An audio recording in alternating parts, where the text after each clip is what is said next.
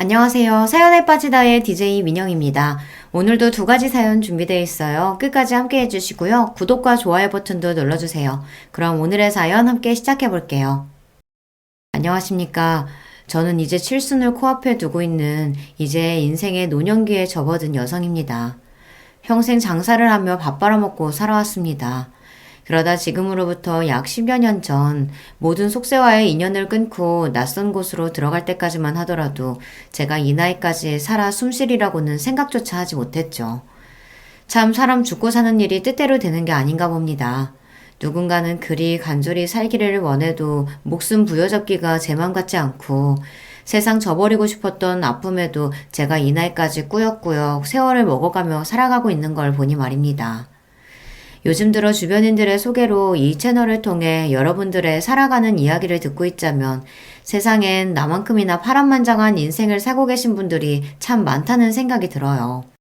한편으로는 그 모진 세월들 슬기롭게 이겨내시고 잘 살아가시고 계신 여러분들과 비교하자면 저 스스로가 너무나도 초라하게 느껴져 부끄러울 때도 많습니다. 저 역시 저를 귀하게 여겨주는 사람들 애를 어지간히 썩히면서 살아왔거든요. 어머니 도대체 왜 이런 곳에서 혼자 지내신 거예요? 제가 어머니를 얼마나 찾았는지 아세요? 어떻게 저희만 두고 그렇게 훌쩍 떠나실 수가 있으세요? 아가, 아이고 얘야, 내가 미안하다. 내가 정말 미안해. 어른이 되어서는 너희들을 감싸주지는 못할 망정 내가 나 숨쉬는 거 하나 힘에 겨워 너희들을 모르는 척하며 살았구나. 내가 죄인이다. 내가 죄인이야. 동안의 세월 끝에 다시 만난 며느리와 눈물의 재회를 나눈 저였습니다. 입이 10개라도 그 아이에게는 할 말이 없지만 그럼에도 불구하고 저 스스로를 위한 변명을 하자면 그렇게라도 하지 않으면 단 한순간도 제대로 숨을 내뱉을 수가 없었어요.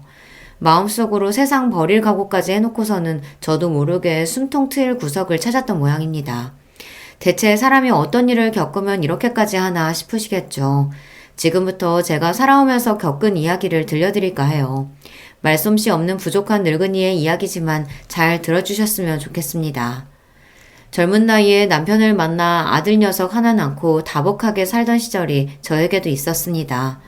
그러다 제 남편 건강이 악화된 것은 저희 아들인 선우가 채 석도를 맞이하기도 전이었습니다. 원래부터 남편이 그리 강골인 편은 아니었어요. 왜소한 체격에 바깥 활동을 좋아하기보다는 책을 보거나 서류를 들여다보는 일이 더 적성에 맞았던 남편이었습니다. 하지만 저 때만 하더라도 몸 쓰는 일은 사무직 일에 비해 다소 경시되던 상황이었고 저나 저희 친정 부모님이나 사람 점잖고 머리에 든 것도 많았던 남편과 맺어진 것을 만족스럽게 생각하고 있었습니다.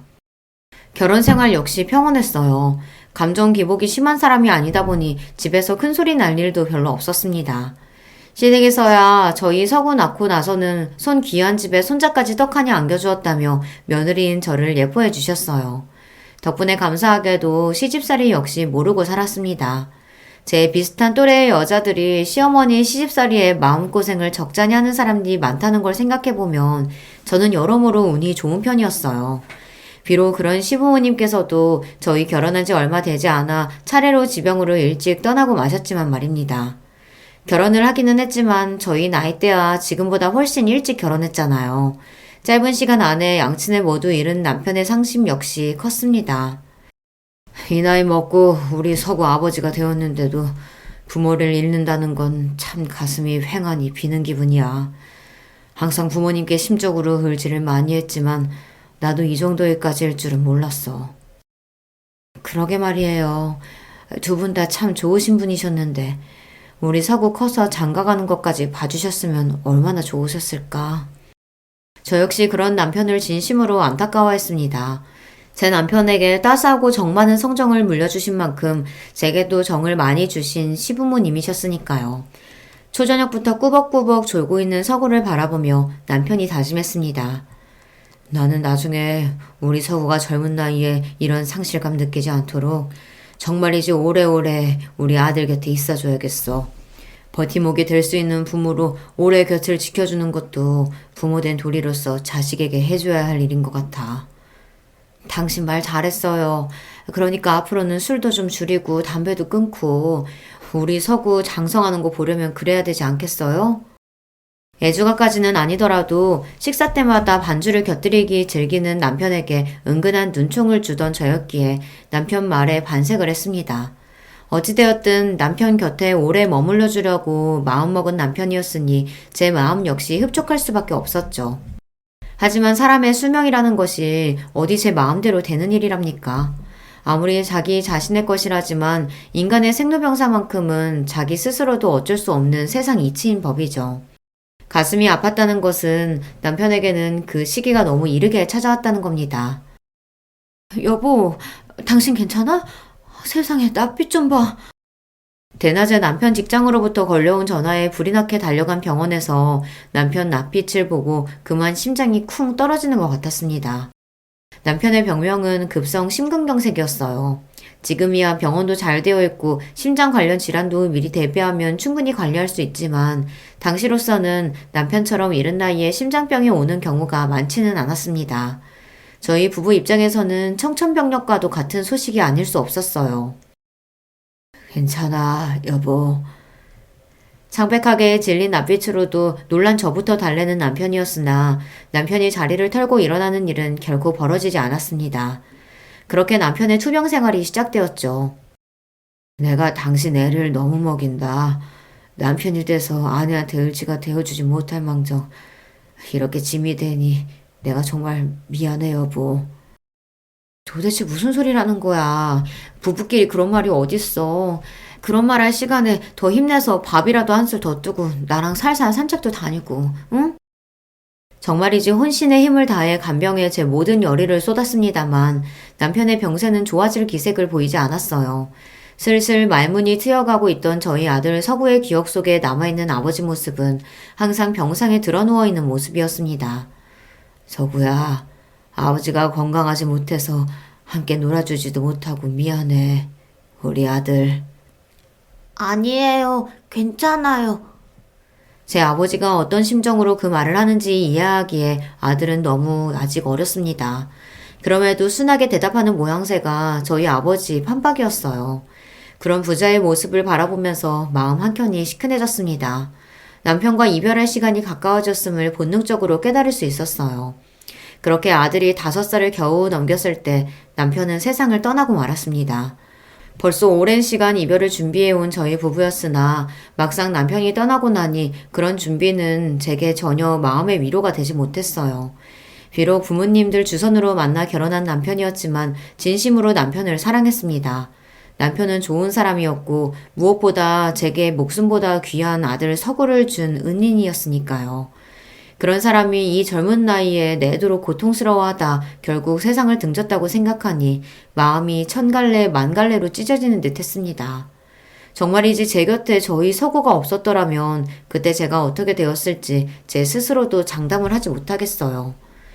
남편이 이 세상에 없는 사람이 되어도 그래서 더는 살고 싶지 않은 마음에도 불구하고 때가 되면 자식 새끼 입에 밥 물려줘야 하고 해지면 잠 재워야 했어요. 엄밀한 그런 거였습니다. 나 힘들다고 내 자식까지 내놓을 순 없는 노릇이었어요. 그나마 다행이었던 건 시부모님이나 남편이나 저희 모자에게 남겨준 재산이 적은 편은 아니었다는 겁니다. 물론 그 돈으로 저희 모자가 평생 놀고 먹을 정도까지는 아니었지만 적어도 우리 서구 잘 키울 수 있도록 기반을 다지는 데에는 부족함이 없는 액수였어요. 이제는 제법 종알종알 말이 많아져 어린이 티가 나는 아들 녀석을 친정에다 맡기고 제 가게를 꾸리기 시작한 것 또한 그 무렵이었습니다. 남편을 떠나보내고 제가 처음 시작한 일은 바로 만두 가게였습니다. 제가 저녁적부터 만두는 기똥차게 잘 빚었거든요. 저희 친정어머니께서도 만두만큼은 내가 네 솜씨 못 따라간다고 하시며 극찬해 주셨던 만두였습니다. 저 역시 다른 건 몰라도 만두는 자신 있었어요. 가게 시작하기 전에도 제 만두 맛보신 지인분들이 서구 엄마 만두 장사하면 대박 날 거라고 엄지손가락을 치켜 올려주시곤 했으니까요. 비록 나 당신 절대 고생 안 시킨다며 식당 이야기가 나올 때마다 말도 못 꺼내게 하는 남편 말 앞에서 번번이 가로막혔지만 말입니다. 그런 남편이 떠나고 없으니 이젠 저 살림만 하게 해주겠다며 붙잡을 사람도 없었어요. 그런 남편이 그리운 마음이야 가실 줄은 몰랐으나 산 사람은 살아야 한다는 잔인한 삶의 진실 앞에 저 역시 변해야만 했습니다. 만두 맛도 맛이었지만 젊은 나이에 외아들 하나 남기고 세상 떠난 남편과 그리 남편 보내고 홀로 남은 저를 가엾게 여겨주신 지인분들께서 주변에 열심히 영업을 해주시는 덕분에 만두 가게 장사는 제법 잘 되었습니다. 처음에는 가게 규모도 작고 어찌되었든 저 혼자 으쌰으쌰 끓여가던 만두 가게 손님이 늘어나면서 저 혼자로는 도저히 감당되지 않을 지경이 될 정도로 말이죠. 그렇게 만두가게 연지 채 3년도 되지 않아 제 밑에 직원들까지 두게 되면서 만두가게를 증축해 이전하게 되었어요. 당초 만두가게를 시작할 때 제 예상보다도 더 큰 성과였습니다.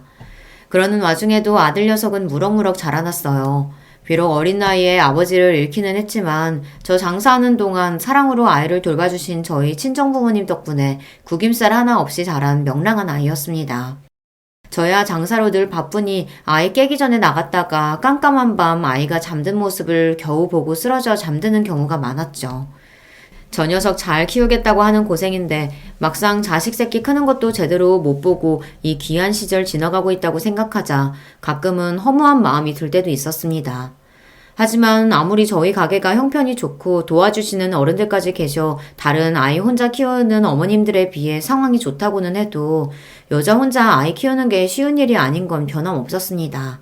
가끔 혼자서 이 모든 것을 건사해야 한다는 버거움에 힘겨워 베개에 얼굴을 콱 묻고 숨죽여 우는 일도 적지 않았습니다. 그럴 때마다 잠든 아들 녀석 얼굴 한 번 더 보면서 정신 똑바로 차려야지 하고 마음을 다잡았죠. 그런 엄미 마음고생이나마 적게 하라고 그랬던 건지 아들 녀석은 사고 한 번 치지 않고 착하고 성실하게 자라주었어요. 시키지 않아도 공부도 곧잘 했어요. 여러모로 제 아버지를 참 많이 닮은 아이였습니다. 그게 참 뿌듯하기도 하면서 한편으로는 걱정스러운 마음도 있었어요. 제 남편이 워낙 젊은 나이에 세상을 떴잖아요. 저희 친정부모님께서 갖고의 노력으로 아이 튼튼하게 키우려고 온갖 좋은 것들 먹이고 신경을 쓰셨기에 아이가 약한 것까지는 아니지만 그렇다고 아주 튼튼한 편도 아니었어요. 왜 조부모가 그리 신경을 써도 철마다 감기 한 번씩은 꼭 앓고 지나갔습니다. 그럴 때마다 병든 닭마냥 꾸벅꾸벅 졸고 있는 아들 녀석 모습을 보고 있자면 이 녀석도 어디 약한 곳이라도 있으면 어쩌나 하는 노파심에 불안한 마음이 있었어요. 자라보고 놀란 가슴 소뚜껑 보고도 놀란다고 하잖아요. 그런데 병으로 일찍 남편 보낸 어미의 심정이니 오죽했겠습니까? 그래서 어릴 적부터 몸에 좋다는 보약이며 건강식들 거르지 않고 열심히 챙겨 먹였어요. 그게 효과를 봤는지 고등학교 졸업할 무렵에는 제법 생기 있는 청년의 외향을 가지게 된 아들이었습니다. 저리 아들 잘 챙겨 먹이며 어엿한 청년으로 성장시켜준 고마운 제 만두가게 역시 여전히 잘 꾸려나가고 있었습니다. 그 사이에 가게 규모는 더욱 커져서 이제 분점도 여러 생겼어요. 전국적인 규모로 커진 것까지는 아니었습니다만 그래도 저희 지역에서는 저희 만두가게 이름을 대면 대부분 할 정도로 인지도가 높아졌습니다. 자식 새끼 잘 키워보겠다고 시작한 만두가게 덕분에 여러 분점을 거느린 사장님 소리까지 듣게 된 거죠. 저한테는 참 고마운 만두가게였습니다. 바빠서 여서 크는 동안 신경도 많이 써주지 못하고 내도록 만두가게에 매달려 있는 엄마이니 서운할 수도 있었건만 단 한 번도 제게 그런 티를 내지 않은 아들이었습니다.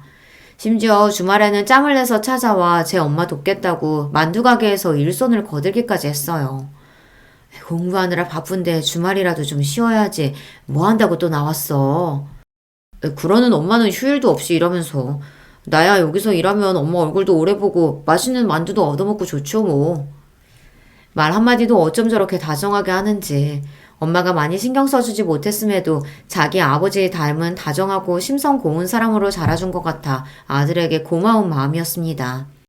특히 며칠 전에 저같이 요식업으로 사업 키운 지인 모임에 갔다가 음식 장사하는 부모 부끄럽게 생각하는 자식 때문에 마음고생하는 이야기를 들었던 차였어요. 저런 아들의 효도가 더욱 기껍게 느껴졌습니다. 부모가 갖은 고생해가며 음식 팔아 자식 편하게 살게 해줬는데 고마운 줄 모르는 녀석들도 꽤 많더라고요. 그런 녀석들하고 비교하자면 저희 아들은 선녀였습니다. 가끔은 한 번을 엄마 속 썩이지 않고 반듯하게만 자라준 아들이 고민거리가 있어도 막상 제게 이야기를 하지 못하는 건 아닐까 염려스럽기도 했지만 그럼에도 착하고 공부 잘하고 무엇보다 건강하게 자라준 아들은 제 인생 가장 큰 자랑거리였어요. 녀석이 우수한 성적으로 대학에 갔을 때도 요즘 젊은이들이 그렇듯이 각고의 노력 끝에 좋은 직장에 취업을 했을 때도 마찬가지였습니다. 그 사이에 제게 누구보다 든든한 버팀목이 되어주시던 친정부모님께서도 차례로 세상을 뜨시고 이제 정말이지 이 하늘 아래 제 피부치라고는 아들 녀석 하나뿐이었습니다. 아들은 제 전생을 통틀어 가장 소중한 존재이자 삶의 이유였어요. 그런 녀석이 마치 제 성정을 그대로 닮은 며느리를 데려왔을 때도 기쁜 마음을 감출 수 없었죠. 제 며느리인 희진이는 어린 나이에 일찍 부모님을 잃고도 결코 삶에 대한 희망을 놓지 않았던 단단하고 바른 아이였습니다. 마치 제 아들 녀석과 꼭 한 쌍으로 태어난 것 같이 보기 좋은 커플이었죠. 아들이 처음으로 소개시켜준 여자친구는 첫눈에 제 마음에 쏙 들었습니다. 희진아, 우리 서구랑 일이 사이좋게 잘 지내줘서 나는 항상 고마워. 너희 둘 잘 지내는 것 외에 나는 더 바랄 게 없다. 제가 더 감사하죠, 어머님. 항상 부족한 저인데 모자란 부분보단 이쁜 부분부터 봐주셔서 정말 감사해요. 아무래도 제가 만두 사업이 잘 되기 시작하며 지역에서는 유지로 인정받게 되었어요. 든든한 친정 기반이라고는 없는 며느리 입장에서는 그런 저희 집과 자신의 환경을 비교하지 않기가 쉽지 않았겠죠. 하지만 정말이지 저한테 그런 건 아무런 상관도 없었습니다. 양친 도움 받아가며 제 안목할 수 있게 자라나는 것도 쉬운 일이 아닌데 희진이 네가 이렇게 훌륭한 어른으로 성장하기까지 얼마나 고생했을지 내가 모르지 않아. 해도 내가 감사를 해야지. 너처럼 좋은 며느리 까먹게 되었으니 우리 아들이 여자 보는 눈이 좋은 모양이다. 저보다 나이는 한참 어리지만 심지가 굳은 며느리가 존경스러울 정도였어요. 서로에 대한 예정과 신뢰로 빛나는 두 아이의 얼굴을 보며 저 둘의 앞날이 그저 순탄하기만을 빌고 또 빌었습니다. 정말 감사해요, 어머니. 아버지 저 그렇게 어릴 때 돌아가시고 엄마가 지금껏 저 키우시느라 얼마나 고생하셨는지 저로서는 헤아리기도 어렵겠지만요. 그만큼 앞으로 더 잘할게요. 저뿐만 아니라 희진이도 그런 마음은 마찬가지일 거예요. 엄마는 며느리 새 식구로 들어오면 행여나 불편할까봐 불어 거리두리 하신다는 거 알지만 정말로 안 그러셨으면 좋겠어요. 어머니 그러시면 희진이도 많이 서운할 거예요. 제가 결혼한다고 해서 제 가정 이룬다고 어머니한테서 떨어져 나가는 게 아니라 서로 의지할 수 있는 자식이 하나 더 생기는 거라 그렇게 여겨주세요. 말만 들어도 고맙다. 너나 희진이나. 어떻게 이렇게 고운 사람들이 내 곁에 있는지 내가 참 복이 넘치는구나. 결혼식 전날 밤 따스하게 말하는 아들 녀석에게 너무 고마워 눈물이 찔끔 날 지경이었지만 그럼에도 아들 내외 부담스러울 일 없도록 언행을 각별히 조심해야지 마음먹었습니다. 이런 제 결심이 무색하게 결혼 후에도 아들과 며느리는 뺀질나게 제 집에 드나들며 다소 조심스러워하는 제 마음의 거리를 좁히기 위해 노력했죠. 제가 별 수 있나요? 아마 서구나 희진이한테 저는 평생 져주는 사람일 겁니다. 결국 며느리인 희진이 역시 제 가슴으로 낳은 딸처럼 받아들이게 되었습니다. 손자인 시완이가 태어나던 날 사람이 너무 기쁘면 눈물샘이 그만 고장나 버린다는 걸 그날 처음 알게 되었어요. 아들과 며느리의 선한 눈매를 닮은 손자 녀석은 벌써부터 할머니를 보고 방긋방긋 웃는 것이 사랑스럽기 그지 없었습니다. 갓 태어난 새 생명을 안고 기쁨에 젖어있는 아들 며느리 내외를 바라보는 제 코끝이 시큰해졌어요. 저보다 더 지극정성으로 아들을 키워주신 저의 친정부모님이나 아들이 장가가서 자식 볼 때까지 제 옆에 있어주겠노라 그렇게 지키지 못한 약속을 하고 떠난 남편이 지금 이 모습을 본다면 얼마나 행복해할지 생각하니 기쁨과 슬픔이 동시에 밀려오는 기분이었어요. 아들이 저리 행복한 가정생활을 하고 있는데 어미인 제 마음이 어떻게 뿌듯하지 않을 수 있었겠습니까? 아들 녀석 참한 며느리 만나 결혼해 자식까지 보았으니 이제 내가 할 일은 다 했다 싶은 생각도 들었어요. 여자 혼자 아이 키우면서 품고 살아온 온갖 노파심도 어느 정도는 내려놓게 되었죠. 그럼에도 불구하고 딱 한 가지 여전히 제가 총각을 곤두세우며 신경 쓰는 것이 있었어요. 바로 아들의 건강 문제였습니다. 엄마, 정말 걱정 안 하셔도 된다니까 그러네. 나 약했던 것도 어릴 때나 그랬던 거지. 크고 나서는 감기 한 번 제대로 안 걸리잖아요. 맨날 나 걱정한다고 마음 쓰지 말고 어머니나 어디 아프신 데 없도록 항상 유의하세요. 엄만 괜찮아. 평소에 잘 아프지도 않는 거 알면서. 지금이야 이렇게 장성해서 가장이 되었다지만 그래도 내 눈에는 너 어릴 때 앓던 게 선해서 그런지 엄마가 자꾸 쓸데없이 걱정을 하게 되네. 정말 그러실 필요 없다고 해도 그러네. 매년 회사에서 정기적으로 건강검진 하기도 하고 나도 새벽마다 수영 다니면서 건강관리 열심히 하고 있는 걸. 우리 시안이 대학 보내고 장가 가는 거 보려면 나도 관리 열심히 해야지. 운동 거르지 않고 하고 있으니까 걱정하지 마세요. 아들 말대로 얼굴에 활기가 넘치고 있었죠. 그럼에도 불구하고 어미이다 보니 다른 건 몰라도 건강만큼은 신경 쓰게 되더라고요.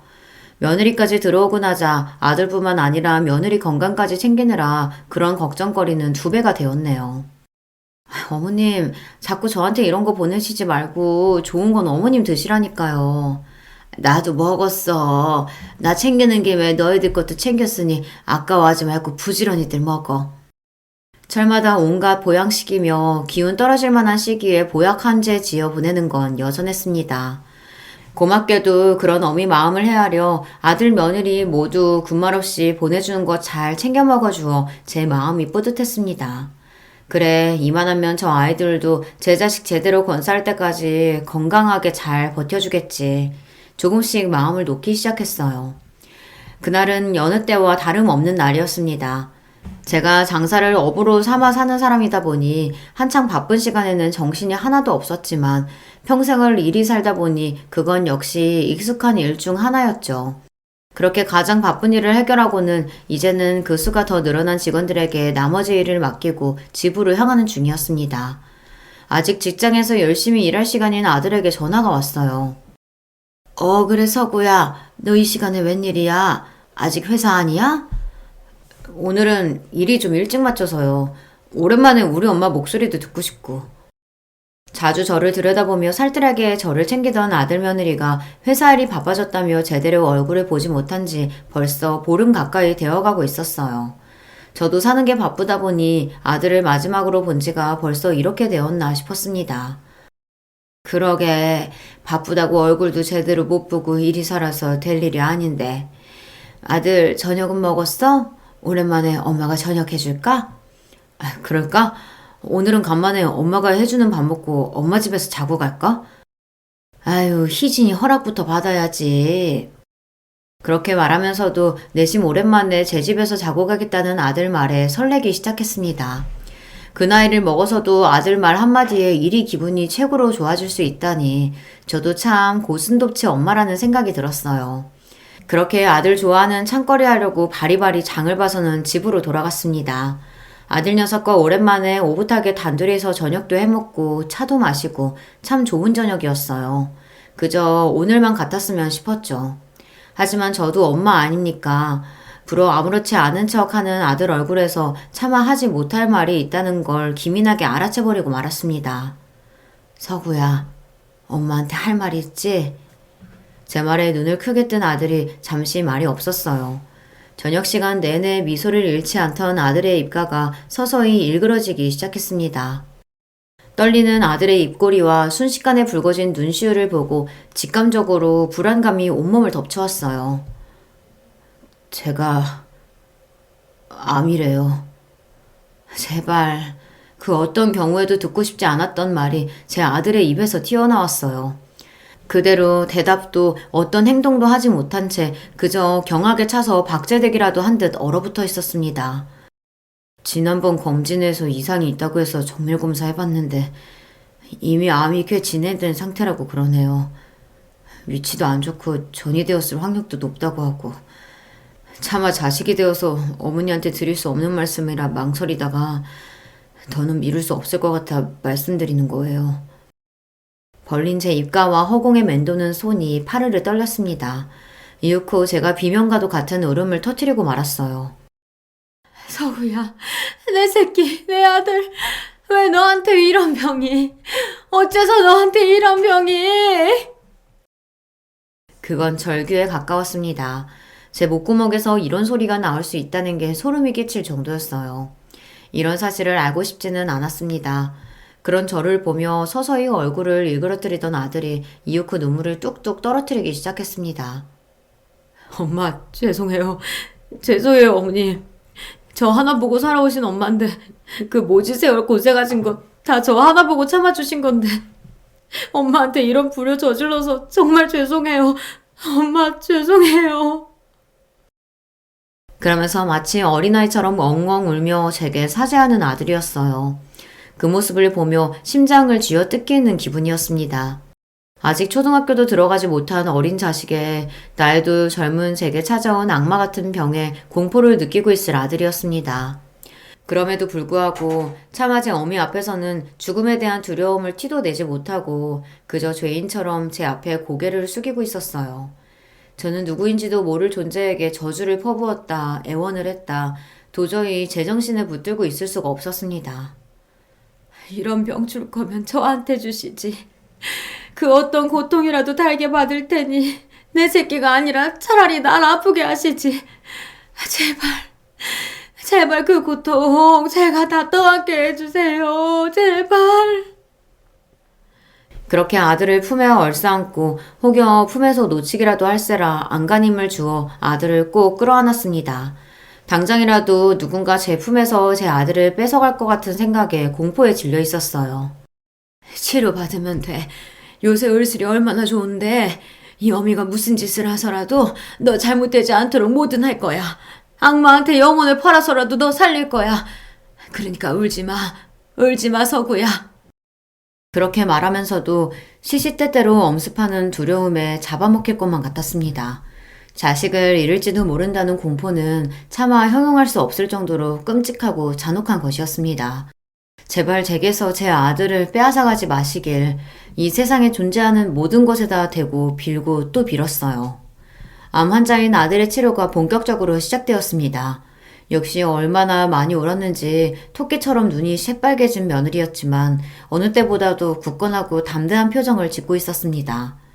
어미인 저보다도 훨씬 용감했던 며느리였어요. 그런 며느리 모습을 보니 저도 정신을 단단히 잡아야겠다는 마음을 굳게 먹었습니다. 항암 치료 중에서도 가장 큰 효과를 볼 수 있다는 건 추적 치료였으나 이미 전이 소견을 보인 아들한테는 할 수 없는 치료법이라고 하더라고요. 이미 최적의 치료 시기를 놓친 상태인 아들 때문에 하루하루 피가 바짝바짝 말라갔습니다. 평소에 건강관리에 소홀했던 아이도 아니고 정기적으로 검사를 했음에도 불구하고 사태가 이 지경까지 온 건 아들이 젊은 암 환자였다는 것도 한몫했습니다. 실제로 발병 시기도 얼마 되지 않은 걸로 추정되었어요. 나이가 젊고 건강하다 보니 암세포가 자라는 양상도 빨랐다는 게 가장 무서운 부분이었습니다. 아들의 투병 사실을 알게 된 후로는 제게 더 이상 평온한 일상은 존재하지 않았어요. 식당 일은 이미 내팽개진 지 오래였습니다. 벌써 수십 년 경영을 해왔고 직원도 제법 두게 되어 어느 정도 체계가 생겨서 제가 잠시 일선에서 물러나 있다고 한들 당장 가게가 휘청거릴 일은 없었지만 마냥 그렇다 한들 아들 곁에 머물고자 하는 제 의지를 꺾을 수는 없었을 겁니다. 아들 곁에 붙어서 보내는 1분 1초의 시간이 그렇게 귀하고 값질 수가 없었습니다. 제 어미와 아내의 피가 마르는 듯한 극진한 간호에도 불구하고 깨어있는 시간이 점점 줄어드는 아들이었어요. 이제는 병색이 와연한 아들의 얼굴을 보니 차마 이 침통하고 억울한 마음을 어찌할 바가 없어 속이 문드러져 갔습니다. 점점 삶의 불씨가 꺼져가는 잠든 아들의 얼굴을 애gat하게 매만지며 저는 빌고 또 빌었습니다. 제발 저한테서 이 아이 뺏어가지 마세요. 차라리 제 목숨을 드릴 테니 제게 모든 고통 다 몰아주시고 이 아이만큼은 살려주세요. 아직 보아야 할 것도 겪어야 할 것도 많은 아이인데 이렇게 보낼 순 없어요. 제발 제발 이 미천한 여자의 목숨을 대신 걷어가 주세요. 온 세상 모든 것에 엎드리는 심정으로 빌고 또 빌었습니다만 그런 제 기도가 하늘에 가 닿는 일은 없었습니다. 엄마, 정말 죄송해요. 엄마한테 이런 고통을 겪게 해드려서 정말로 죄송해요, 엄마. 제발 저 떠나고 나서 너무 많이 아파하지 마세요. 엄마, 제발. 반쯤 정신이 없는 와중에도 마지막 순간까지 하나뿐인 자식을 잃고 남겨질 제 어미 걱정에 마음을 놓지 못하는 아들이었어요. 그런 아들을 제발 떠나지 말라고 부여잡고 싶었음에도 불구하고 어미가 되어 마지막까지 자식 새끼 편히 눈 감지 못하게 해서 혹여나 아이가 구천을 떠돌게 되진 않을까 무서운 마음이었습니다. 그리하여 심장을 난도질 당하는 아픔을 겪고 있었음에도 차마 떨어지지 않는 입을 열었습니다. 그래, 서구야. 내 아들. 엄마, 네가 하라는 대로 할게. 너 원하는 대로 다 할 테니까 제발 마음의 부채감 같은 거 단 한 점도 남겨두지 마. 응? 그렇게 말하면서도 도무지 이 믿기지 않는 현실을 받아들일 수가 없어 제 온몸이 벌벌 떨렸습니다. 조금 있으면 이 꺼질 것만 같은 숨소리조차 들을 수 없을 거라고 생각하니 벌써 제가 죽을 것만 같은 기분이었어요. 옆에서 남편의 임종을 지키고 있는 며느리 역시 제정신이 아닌 것 같았습니다. 이 순간만큼은 아들의 투병 생활 내내 이를 악물고 정신력으로 버티던 며느리도 차마 제 몸을 가눌 수 없는 것만 같았습니다. 벌벌 떨리는 며느리의 몸을 꽉 끌어안은 제 몸 역시 떨림이 멈추질 않았습니다. 그렇게 아들의 손에서 완전히 힘이 빠져나갈 때까지 목에서 피가 나도록 울음을 삼키고 또 삼키며 온 가족이 아들을 부여잡았습니다. 이렇게 간절한 마음으로 붙들고 있으면 잠시나마 아들이 좀 더 머물러 주기라도 할 것처럼 말이죠. 하지만 끝내 그런 일은 일어나지 않았어요. 그렇게 저는 제 평생의 사랑이자 제 인생의 버팀목이었고 나 자신보다도 더 귀중한 존재였던 아들을 떠나보내게 되었습니다. 막상 아들이 떠나고 나니 이 모든 현실이 제 것 같이 느껴지지 않았어요. 아들이 떠났다는 것은 다 거짓말이고 갈 곳을 잃은 제 정신이 꿈속을 배회하는 것이 아닐까 그런 망상까지 하게 되었습니다. 저도 저지만 며느리 역시 실신하기 직전이었어요. 그런 며느리를 간신히 버티게 해주는 것이 바로 제 엄마 곁에 찰싹 붙어 앉은 손자 시완이었겠죠. 제가 남편을 잃고 혼자 남겨졌을 때 제 아들 서구 때문에 간신히 목숨을 지켜낸 것처럼 그때의 며느리도 그럴 거였습니다. 한편으로는 감히 그런 며느리에게 부럽다는 생각까지 들었어요. 새파랗게 젊은 나이에 남편을 잃은 고통이야 저 역시 겪어보았으니 그 참담함을 이해하지 않을 수 없었으나 아들 잃은 것은 정말이지 차원이 다른 문제였습니다. 아들의 숨이 멎은 이후로 제 인생은 그대로 멈춰버렸습니다. 그건 죽은 인생이나 다름없었습니다. 저는 닥치는 대로 세상에 존재하는 모든 것을 저주하기 시작했습니다. 그중 가장 저주스러웠던 건 다름 아닌 저 자신이었어요. 내 새끼가 더는 이 세상에 존재하지 않는다는데 아직까지 목숨을 부지하고 살아가는 저 자신이 혐오스러워 견딜 수가 없었습니다. 나를 데려가지. 끝내 어미 곁에 붙어있지 못할 것 같았으면 차라리 나도 데려가지. 서구야, 서구야.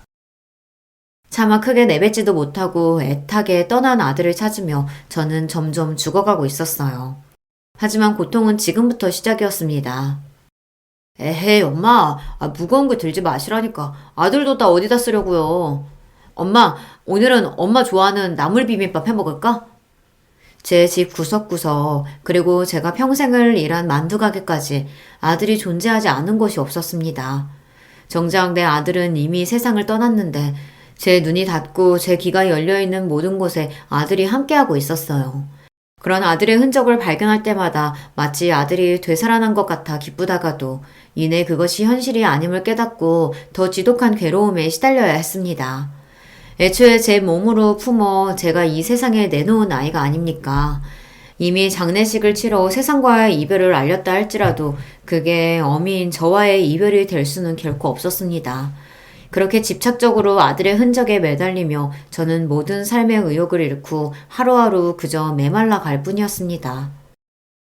어머님, 이러시면 어머니 걱정에 서구씨 정말 눈 못 감아요. 내키지 않으셔도 제발 한 술이라도 더 뜨세요. 네? 자기도 남편 잃고 숨쉬는 매 순간이 괴로울 텐데 자식 잃고 사람꼴이 아닌 시어머니를 살려보겠다고 발을 동동 구르는 가여운 며느리였습니다. 자식 먼저 앞세우고 살 자격도 없는 저 같은 못난 시어미 걱정에 눈시울을 붉히는 며느리 볼 낯이 없었어요. 그 옆에서 아버지의 죽음을 완전히 이해하지 못하지만 제 어머니와 할머니가 감당할 수 없는 슬픔에 잠겨있는 모습을 지켜보는 손자는 또 어떻고요.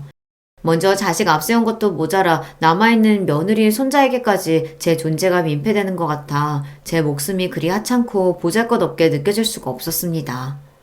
그 두 사람에게는 정말 면목이 없는 말입니다만 며느리와 손자 얼굴을 보고 있을 때마다 아들 생각을 더더욱 지울 수가 없어 고통에 몸부림쳐야 했습니다.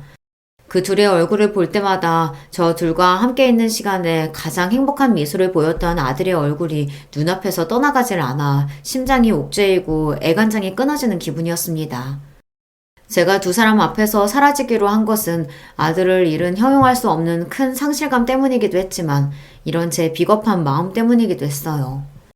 이제와 말해봤자 그저 유약한 늙은이의 변명처럼 들리실지 모르겠으나 이런 제가 그들 곁에서 사라져 주어야 저 두 사람도 앞으로 새 출발하기 더 수월할 거라고 생각했습니다.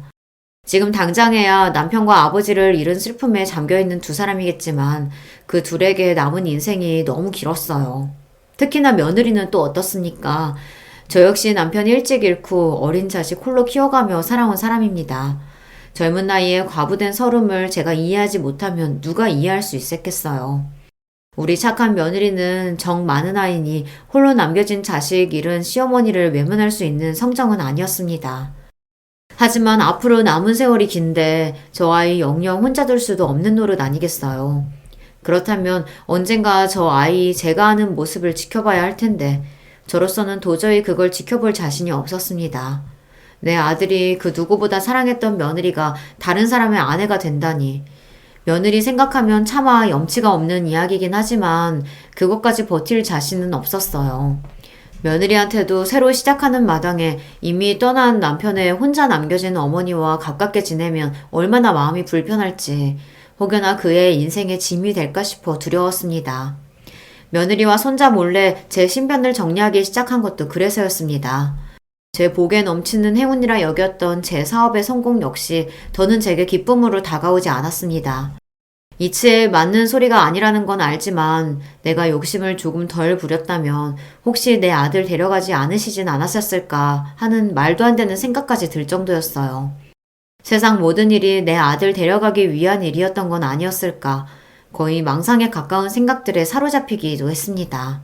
벌려놓은 사업장이 여러 곳이다 보니 본래 제대로 정리를 하고자 하면 긴 시일이 걸릴 일이었어요.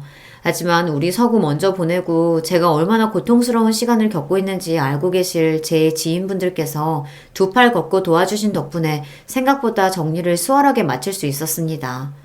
넘길 수 있는 것들은 넘기고 정리할 것들은 정리하고 와중에 새로운 사장이 들어오더라도 기존의 직원들 고용을 보장해주겠다는 확답까지 받아내고 나서야 저는 모든 일에서 손을 뗄 수 있게 되었습니다.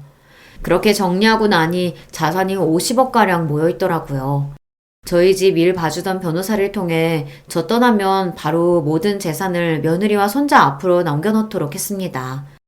못난 시어미는 차마 이 버거운 현실을 던질 수 없어 너희들 앞에서 사라지지만 그럼에도 남겨준 이 재산이 그 아이들 앞길에 조금이나마 고통을 덜어주기를 부디 내 사랑하는 며느리와 손자가 편히 살 수 있게 되기만을 바라고 또 바랬습니다.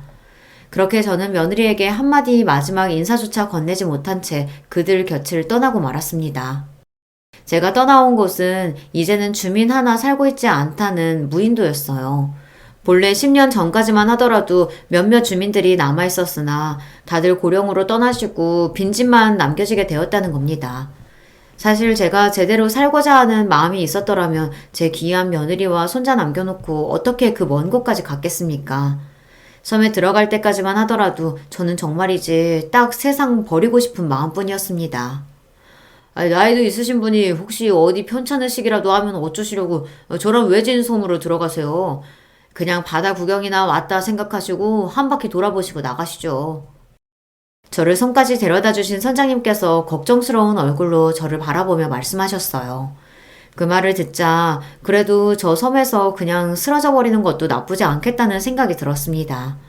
이제와 이 비루한 목숨 아까울 게 뭐라고 차마 스스로 끊지도 못하는 목숨 이대로 끊기면 우리 아들에게 닿을 수 있을까 생각했어요.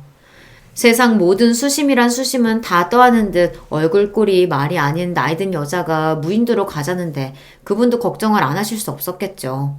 하지만 그런 낯선 이의 친절을 감사한 마음으로 받아들일 마음의 여유조차 없는 저였습니다. 대꾸 없이 묵묵히 망망대해만 처연하게 바라보는 저를 보며 결국 성자님도 쯧쯧 혀를 차셨습니다. 저를 무인도에 내려놓은 선장님도 이내 떠나고 마셨어요. 그래도 그분이 참 인정이 많으신 분이에요. 반쯤 정신이 나가 섬으로 들어갔는데 제가 무슨 섬에서 살만한 채비를 제대로 했겠습니까? 선장님이 제 집 옆에 슬그머니 내려놓고 간 박스 안에는 간단한 요깃거리부터 랜턴이나 작은 모종삽 같은 섬살이 필수품들은 물론 본인 연락처가 담긴 쪽지까지 담겨 있었습니다. 그때야 차마 염치가 없어 감사 인사도 전하지 못했지만 그 물건들로 처음 섬살이를 시작한 며칠 동안 간신히 연명한 저로서는 그분께 감사를 드리지 않을 수가 없습니다. 그렇게 제 섬생활이 시작되었어요. 처음 며칠은 끝도 없이 펼쳐진 바다가 한눈에 내려다 보이는 대청마루에 넋을 놓고 누워서는 해가 떴다 지고 또 해가 떴다 지는 것만 하염없이 바라보고 있었습니다. 걷기조차 끊고 그저 이 잔인한 시간이 지나가기만을, 끝날 거라면 차라리 한순간이라도 더 일찍 끝나기만을 바랬어요. 그렇게 며칠이 지났을까. 너무 오랫동안 먹은 게 없어서 배가죽이 아프다 못해 슬슬 감각이 없어지고 눈앞이 핑핑 돌기 시작했습니다. 그때 선장님이 주신 박스가 제 눈에 들어왔어요. 허겁지겁 박스를 열어 며칠 동안 씻지도 않은 손으로 정신없이 입에 빵 조각을 주워 넣으면서 저는 아들이 떠난 이후 가장 큰 소리로 온 세상이 떠내려갈 듯 통곡을 하기 시작했습니다. 아들을 떠나보내기 전까지 정말이지 눈물샘이 마르지 않도록 많은 눈물을 흘렸는데 정작 아들이 가고 나서는 차마 시원하게 울어보지조차 못했던 저였습니다. 제가 통곡을 하는 순간 정말로 아들을 잃었다는 사실을 인정하게 될까봐 두려웠어요. 그러다 막상 죽음의 문턱에 가까워졌다고 생각하니 저도 모르게 반사적으로 생에 대한 의지가 다시금 샘솟으며 그동안 억눌러왔던 감정이 한꺼번에 터져나온 것이었습니다. 아들 앞세운 주제에 살겠다고 주둥이에 음식을 쳐놓고 있는 제 꼴이 스스로가 어처구니가 없어 악을 쓰며 울면서도 정작 제 어머니가 자기 보내고 일이 망가진 모습에 누구보다 가슴 아파했을 아들이 떠올라 슬픔을 주체할 수가 없었습니다. 온몸의 모든 물기가 다 빠져나가도록 시원하게 울어제끼고 나니 조금은 숨통이 트이는 것도 같았습니다. 그리고는 아들의 마지막 말이 다시금 떠올랐죠. 엄마, 제발 저 떠나고 나서 너무 많이 아파하지 마세요. 엄마, 제발. 마지막 눈 감는 순간까지 그저 자기 어머니에게 조금이라도 상처를 덜 줄 수 있기만을 바라던 아들이었는데 그 생각을 하니 지금까지의 제 못나 빠진 행동이 너무나 부끄럽고 우리 서구에게 너무나 미안해 견딜 수가 없었어요. 그제야 저는 제대로 마음을 다잡게 되었습니다. 내게 얼마의 시간이 주어졌을지는 모르지만 내게 주어진 시간이 다해 우리 아들 곁으로 가는 그 순간까지 아들이 바라던 대로 그저 슬픔의 침잠에 인생을 갉아먹고 있지 말고 의연히 살아보겠다고 말이죠. 그렇게 무려 10년에 다다른 제 섬생활이 본격적으로 시작되었습니다. 그러나 아무리 마음을 그렇게 먹었다곤 하나 자식 앞세운 엄이라는 것은 변함없는 사실이었기에 그 세월이 항상 평화로울 수만은 없었습니다. 어느 날은 좀 살만하다가도 어떤 날은 또다시 창자가 끊어지는 듯한 극심한 고통과 아들에 대한 그리움에 정신을 놓아버릴 때도 있었어요. 그런 견딜 수 없는 날에는 차라리 슬픔에 온몸을 맡기고 제 감정을 인정하기로 했습니다. 그렇게 곧 죽을 것만 같은 시간이 끝나면 또다시 처음 섬에 왔을 때처럼 아들의 마지막 말을 떠올리며 다시금 마음을 다잡고 그러기를 수백 번, 수천 번을 반복했을 겁니다. 섬이라고는 평생 경험해 본 적도 없는 제가 그래도 굶어 죽지 않고 그 긴 시간 동안 지낼 수 있었던 건 역시 따스하고 인정 많은 사람들 덕분이겠죠. 처음 저를 섬에 데려다 주셨던 선장님도 가끔씩 저를 들여다봐 주셨습니다.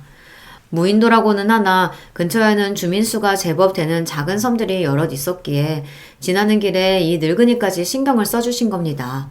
그분 통해서 근처에서 일 보시는 분들도 잊을만 하면 한 번씩 저를 들여다봐 주시는 바람에 큰 탈 없이 지낼 수 있었던 거죠. 참으로 감사하고 또 감사한 인연입니다. 그날 역시 제가 손수 농사지어 만든 소박한 밥상으로 끼니를 해결하고 여느 때처럼 평화로운 바다를 물끄러미 내려다보고 있었습니다. 저쪽에 통통배가 들어오는 것이 보이기에 오랜만에 선장님이 저를 찾아주셨나 싶었습니다. 욕이라도 하셔야지 싶어 겨우내 말려두었던 꽃감을 2개 뽑아 접시에 받쳐들고는 터벅터벅 배 대는 곳까지 내려갔습니다. 낯익은 선장님 얼굴을 여상하게 바라보던 제가 그만 그 자리에 우뚝 멈춰서고 말았습니다. 서구, 우리 서구가 왜? 선장님 뒤에 우뚝 서 있는 청년은 분명히 우리 아들 서구였습니다. 꿈에서조차 단 한시도 잊은 적 없던 내 아들을 제가 알아보지 못할 리가 없었어요. 머리로는 그럴 리가 없다고 부정하면서도 심장은 당장이라도 입 밖으로 튀어나올 듯 요동치기 시작했습니다. 말도 안 돼. 이런 일은. 우리 아들 장례까지 치렀는데? 그렇게 반쯤 미친 사람처럼 중얼거리고 있는데 우리 서구 뒤에 튀어나오는 한 여인이 그제야 제 시야에 들어왔습니다. 어머니! 울부짖으며 제게 달려오는 그 여인은 다름 아닌 제 며느리 희진이었습니다. 10년 세월 동안 그의 눈가에도 주름이 잡혀 이제는 중년으로 들어선 모습이었으나 그럼에도 제가 그 애를 어떻게 못 알아볼 수 있겠어요. 갑작스럽게 나타난 그리워 마지 않던 이의 얼굴에 어쩔 바를 몰라하는 저를 며느리가 있는 힘껏 끌어안았습니다. 어머니, 어떻게 이렇게 사람 하나 없는 외딴 섬에 왜 이런 곳에 혼자 계신 거예요? 우리 시완이 두고 저를 두고 어떻게 이러실 수가 있어요, 어머니? 제가 도망이라도 갈까 싶었는지 늙은이 몸을 바스러지도록 끌어안은 며느리가 통곡을 하며 제게 원망을 쏟아냈습니다. 그렇게 끌어안긴 채로 아들이 있는 쪽을 바라보니 그제야 그 사람이 제대로 보이기 시작했어요. 분명 우리 서구와 쏙 닮은 얼굴이었으나 이제 보니 갓 20을 넘겼을까 싶은 앳된 모습이었습니다. 맞아요. 순간 제 아들로 착각할 정도로 제 아들을 쏙 빼다 닮은 제가 떠나있던 10년 동안 이제는 장성한 청년이 되어버린 제 손자 시완이었습니다. 역시 떠난 아들이 아니었음을 깨닫자 다시금 슬픔의 눈물이 흘렀습니다. 그러면서도 제가 사랑한 제 아들의 모습을 그대로 간직한 무려 10년 만에 만난 손자를 보자 샘솟는 사랑에 애틋한 마음이 넘쳐흐를 것만 같았습니다. 그렇게 며느리와 시간이 얼마나 흐른지도 모를 정도로 지난 세월의 회환과 그리움을 눈물로 쏟아내고서야 자초지정을 들을 수 있었어요. 어머니 사라지시고 제가 지금껏 전국에 수소문해보지 않은 곳이 없었어요. 차마 이 먼 무인도까지 들어오셨을 줄은 저 선장님 아니셨으면 영영 몰랐을 거예요. 애끓는 저희 사연을 곁에서 묵묵히 듣고 계시던 선장님이 말씀하셨어요. 네, 아주머니 보통 사연 지닌 분 아닐 거란 생각은 했지만 모진 세월 견디느라 참 고생 많으셨겠소. 이제 며느리 마음고생 그만 시키고 손자랑 며느리 따라 올라가세요. 그 말에 제가 고개를 푹 숙였습니다. 무려 10년입니다. 저 살겠다고 생태 같은 손자와 며느리 내팽개치고 여기까지 도망친 주제에 이제와 무슨 염치로 저들을 따라간단 말입니까? 하지만 며느리는 단호했습니다. 어머니 모셔갈 거 아니었으면 애초에 어머니 찾을 생각도 안 했을 거예요. 미안한 게 있으시면 제 곁에서 갚으시고 저도 그동안 저희 두고 가신 서운한 마음 어머니한테 다 풀 거예요. 행여나 안 가시겠다는 말씀은 하실 생각도 마세요. 오랜만에 만나는 할머니라 어색해 쭈뼛대면서도 손자도 살포시 제 손을 잡으며 말했습니다. 할머니, 저랑 같이 살아요. 어릴 때 저 많이 예뻐해 주셨잖아요. 저도 할머니랑 같이 살고 싶어요. 네? 차마 염치가 없으면서도 제가 손자인 시완이 부탁을 거절할 수 있는 날은 결코 오지 않으리라는 걸 직감했습니다. 저 역시 이제는 떠난 우리 아들 서구가 남겨준 저 귀한 인연과 더는 떨어져 살고 싶지 않았습니다. 그렇게 저는 장장 10여 년의 섬생활을 마치고 며느리와 손자 손에 이끌려 다시금 아들과 함께 있던 그곳으로 돌아가게 되었습니다. 돌아간 그곳에는 여전히 아들의 흔적으로 넘쳐났어요. 하지만 이제 그것이 꼭 가슴을 찢는 아픔으로 느껴지지만은 않았습니다. 그곳은 제 아들과 제가 소중한 추억을 쌓은 공간이자 제 아들이 가장 사랑한 아내와 아들과 행복한 시간을 보낸 고마운 곳이니까요. 그렇게 사랑하는 손자와 며느리와 함께 가끔은 행복하게 가끔은 시린 마음으로 아들을 추억하며 살아가고 있어요. 우리 아이 부디 편히 지내고 있기를 기원하며 이야기를 마치고자 합니다. 들어주신 여러분 모두 감사드립니다. 안녕하세요. 나이 먹을 대로 먹은 여자의 살아온 지난 이야기가 얼마나 대단하겠는가마는 부디 귀 기울여 들여주시면 감사할게요. 저는 결혼을 하자마자 시집살이를 호되게 당한 여자였어요. 시댁은 꽤 산다고 볼 수 있는 집안이었고 반면에 친정은 구질구질하리만치 못 살았습니다. 저보다 6살 많았던 그 남자가 저를 무척이나 마음에 들어했고 집안의 반대에도 불구하고 결혼을 강행시켰습니다. 시댁 식구들 중에서 특히 시어머니께서 저를 마음에 안 들어 하셨는데요. 며느리 된 입장에서는 가장 어려운 상대가 시어머니이기에 하필 저는 잘못 걸린 것이었죠. 저를 들들 볶으셨고 못살게 구셨어요. 인간은 적응의 동물이라는 표현처럼 저는 그 생활에 점차 무뎌져 갔습니다. 가슴속에는 서러움 가득한 피멍이 들었지만 적어도 겉으로는 내색을 하지 않고 시어머니께서 뭐라고 하시든 네 하고 말 정도의 의연함을 갖추게 되었죠. 살다 보면 사라지는 게 결혼 생활이라고 여겼어요. 단 하나의 커다란 문제에 직면하기 전까지는 그랬네요. 가장 힘든 문제, 그것은 바로 제가 아들을 낳지 못했다는 것입니다. 저는 딸만 하나 낳았거든요. 낳는다는 게 기껏 꼴랑 딸년 하나 낳아놓고서 몸 아프다고 오만 유세 지랄을 다 떨더니 그 이후로는 임신도 안 하고 자빠졌네. 그래가지고 대관절 어느 세월에 우리 집 아내 대를 이을 떡두꺼비 아들을 낳을 거야? 뭐 이딴 게을러 빠진 것이 다 있어? 제가 둘째를 임신 못하는 상황을 두고 게을러 빠졌다고 욕을 하신 시어머니. 지금 생각하면 그 지독한 압박감과 스트레스 때문에 임신이 계속 안 되었던 거라고 판단이 됩니다. 하지만 그때는 그런 걸 재고 따져볼 여유 따위가 없었네요. 그저 아들을 낳지 못한 죄인이었을 뿐이에요. 그나마 다행인 게 있었다면 제 딸 미향이가 영특했으며 공부를 꽤 잘하는 아이였다는 겁니다. 또래보다 확실히 똑부러지고 머리가 좋아서 저를 웃음 짓게 만드는 존재였죠. 남편이 시댁 집안 전체에서 가장 머리가 좋다고 볼 수 있는 사람이었어요. 유일하게 가방끈이 길기도 했고요. 아마도 그런 남편의 머리를 제 딸이 물려받은 듯 싶었습니다. 그건 저만의 추측이 아니었는지 시어머니를 비롯한 오만 10대 식구들이 전부 제 딸 미양이가 똑똑한 건 친탁을 해서이며 외탁은 전혀 안 한 거라고 입을 모았어요. 제 공은 전혀 없다는 걸 말하고 싶었던 거였겠죠. 머리는 몰라도 외모는 분명히 저를 더 닮은 미양이었는데 그 점을 아무도 짚어주지 않았습니다. 그리고 제가 믿고 의지하려던 남편은 저에게 배신을 안겨주었어요. 바람이 난 것이었습니다. 저보다 3살 어린 여자였고 집안 형편 또한 저보다 좀 더 나았어요. 술에 취해서 귀가를 한 남편이 잠꼬대로 웬 낯선 여자의 이름을 불렀을 때 바로 그때부터 저의 슬픈 의심이 시작됐었는데 아니라고 믿었건만 결국은 바람이 맞았습니다. 그 이름의 여자와 바람이 난 것이었고 둘이 나란히 팔짱을 끼고 걸어가다가 저를 딱 마주치고 말았어요. 저는 동네에서 제법 친하게 지냈던 애기 엄마가 다른 동네로 이사를 가서 한번 놀러 오라고 초대를 해주었기에 그 동네에 가본 것이었어요. 그랬다가 운명처럼 남편의 바람 현장을 목격한 것입니다.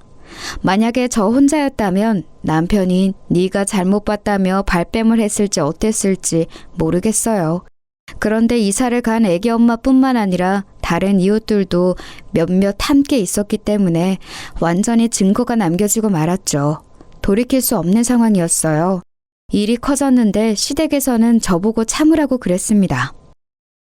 남자가 살다 보면 바람도 날 수 있는 거지. 네가 2번까지는 참아라. 너는 뭐 잘난 게 있다고? 내 아들이 바람이 났다며 그걸 분해하면서 누나를 부라려? 아들을 못 낳는 게 건방지게 싫이. 조용히 입 닥치고 있어. 내 아들이 어련히 알아서 잘할까. 어머님, 이런 문제에서 어떻게 어련히 알아서 잘하기를 기다릴 수가 있어요? 그 여자와 더 놀아나든 말든 언젠가 헤어질 테니 그때를 저보고 기다리라고 하시는 건가요? 내가 너한테 입 닥치라고 어제 말했니? 아니면 엊그제 말했니? 방금 말했다. 이 맹추야. 방금 들은 거 그새 까먹었어? 입 안 닥치면 그 멍청한 주둥아리를 내가 때려줄 테니까 어디 한번 더 떠들어봐. 시어머니의 기세에 너는 움츠러들었고 시아버지를 비롯한 그 어떤 시댁 식구들도 제 편을 들어주지 않았습니다. 다들 시어머니의 눈치만 살피면서 헛기침을 하는 게 전부였어요. 시어머니께서 그렇게 나오시니 남편은 기고만장했습니다. 이제는 아예 대놓고 뻔뻔스레 바람 행각을 이어갔어요. 자연스레 제 딸 미양이도 자기 아빠가 바람이 났다는 것을 알게 되었고요. 남편이라는 작자가 숨길 생각이 없으니 미양이가 끝내 모르게 하는 건 불가능했어요. 제 소중한 딸에게 이딴 꼴을 보게 하여서 너무나도 미안했습니다. 힘이 없는 엄마라서 이것 또한 미안했죠. 미양이를 위해서라도 제가 계속 이렇게 바보처럼 참고 인내하며 그저 모든 상황이 다 지나가기를 바라는 것은 아니라는 생각이 점차 들기 시작했어요. 제 머릿속에 한 가지 단어가 떠올랐습니다. 이혼이었죠. 그 당시에는 이혼이라는 게 확실히 지금보다 더 큰 울림으로 다가왔던 시절이었고 저 같은 여자에게는 더욱더 엄청난 일이었어요. 그래서 많이 망설였습니다. 이혼을 하고 나면 미양이를 제가 혼자 어떻게 키우며 공부를 계속시킬 수 있을까 이런 근본적인 고민도 따라왔고요. 하지만 역시 이대로 살고 싶지는 않아서 어느 날 용기를 냈어요. 여보, 우리 이혼해요. 서로를 위해서 갈라서는 게 낫잖아요. 계속 이혼하자는 말을 꺼내고 싶었는데 많이 망설였고 생각을 해본 끝에 이렇게 결국 말을 하게 되었네요. 이혼을 고민하는 과정에서 내가 당신을 사랑하기에 놓치고 싶지 않다는 바람은 없었어요. 그저 가정을 지키고 싶다는 것과 우리 딸 미향이를 위하는 마음만 있었을 뿐이죠. 나는 이미 당신을 사랑하지 않은 지 오래된 것 같아요. 그건 당신도 마찬가지겠죠. 그러니까 이혼해요. 이혼? 그래, 뭐 좋아. 나쁠 거 없지. 그럼 파격적인 제안을 먼저 해줘서 내 입장에서는 고마울 따름이야. 그런데 내가 아니라 당신 입에서 이혼이라는 소리가 먼저 나왔다는 게 나한테는 무척 모욕적이야. 어떻게 당신 같은 여자가 나한테 먼저 이혼을 하자고 할 수가 있어? 내가 그 정도로 만만해 보였나? 나를 얼마나 우습게 알면 이럴 수가 있지? 아주 괘씸해서 안 되겠네. 저와 결혼하고 싶다며 난리를 칠 때는 언제고 아이가 태어난 뒤 시간이 흐르자 뻔뻔하게 바람을 피웠던 남자. 종잡을 수 없던 이 인간은 저의 이혼 선언에 극도로 분노했습니다. 자기 딴에는 별것 아닌 저 같은 여자한테 먼저 이혼하자는 소리를 들은 게 무척 자존심이 상해서 미칠 노릇이었나 보더라고요. 그럴 거였으면 저한테 이혼하자고 말 좀 해주지. 제발 좀 그래주지. 이때를 회상하며 씁쓸한 웃음만 지어집니다. 왜냐하면 저는 먼저 이혼을 운운하여 자기 기분을 상하게 만들었다는 죄목으로 남편에게 이혼을 당했기 때문입니다. 이혼을 합의하에 했다고 보기 어려웠어요. 일방적으로 이혼을 당했다고 봐야 옳은 상황이었죠. 저희 두 사람의 이혼 결정 소식에 재빨리 움직인 시댁 식구들이 남편에게 붙어서 이런저런 도움을 주었기 때문에 가능한 일이었습니다. 가지지 못한 자, 배우지 못한 자의 서러움을 저는 이혼 과정에서 겪었어요. 이혼하면서 저는 결혼 생활에서 저를 유일하게 웃음 짓게 만들었던 존재, 제 딸 미향이를 빼앗기고 말았습니다. 남편은 경제력도 다른 능력도 없는 제가 미성년자인 딸을 어떻게 혼자 키우겠냐면서 자기가 키우는 게 맞다고 우겼어요. 만약 이렇게 될 줄 알았다면 저는 이혼의 이응자도 안 꺼냈을 겁니다. 바람난 남편이 딸을 원하지 않을 줄로 알았건만 상황은 제가 예상한 대로 흘러가지 않았던 거예요. 각자가 자기 밥그릇 챙기기에도 벅찬 친정에 도움을 요청할 수는 없었어요. 저는 억지로 우겨대는 남편의 마음을 돌려보고자 시어머니께 간청했습니다. 어머님, 제발 미양이는 제가 키울 수 있도록 해주세요. 제가 아이 엄마잖아요. 동네 사람들한테 제가 언뜻 들은 적이 있는데 아이가 어린 상태에서 부부가 이혼을 하면 보통 엄마 쪽에 양육권이라는 걸 갖는다고 그랬습니다. 제가 미양이를 키우는 게 당연해요. 그런데 그이가 너무 완강하게 우겨대니까 혹시 이 싸움이 길어질까 봐서 그게 걱정이에요.